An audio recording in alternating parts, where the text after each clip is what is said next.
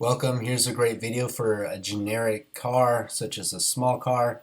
So let's go ahead and get started. Jack up your lift. If you have a personal lift, that's awesome. Normally you're just going to have to jack it up and remove any sort of skid plate on the bottom. You want to locate that drain plug. There it is. And I always use a torque wrench to see if it's over torquing, and if so, I will replace it. I think it's okay. Take out that drain plug. Be careful of that super hot oil that is coming out. It can be really hot, so be very careful. Always use a new seal. Put that new seal on the drain plug and you'll be set to go. Always use a glove for the oil filter because that oil can be super hot coming down and it's just gross. It runs down on the oil filter in your hand.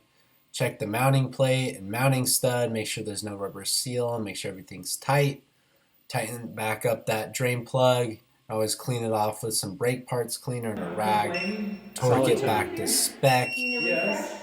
There we go. This oil change is taking too long. I recommend another beer. Make sure it's tight. How would you agree? Now to prepare the oil filter. I do put a little bit of oil in it, but I primarily do this just to put some oil on that rubber seal to help prevent it from sticking on the engine block.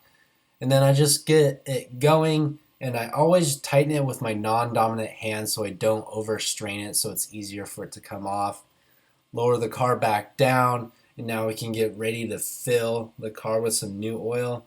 Just use your manufacturer's specification on your oil. I'm personally using 0.20 to fill it up. And start it back up. Let it run for about 15 to 30 seconds. Turn it off. Make sure your oil light's not on when it's running. And check the oil level. And it should be in between that range. And then you just want to fine tune it. I had to add a little bit more oil. And it's just better to add more oil than take out more oil, because then you have to go back up and take out the drain plug and drain out new oil. It's just a big pain in the butt. It's just easier to add some. So now we're good to go. Tighten all my caps back up. Make sure my oil filter's not leaking or my drain plug. Go back up.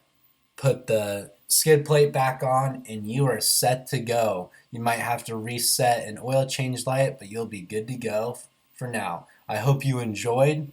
Please subscribe if you're interested, and thank you for watching.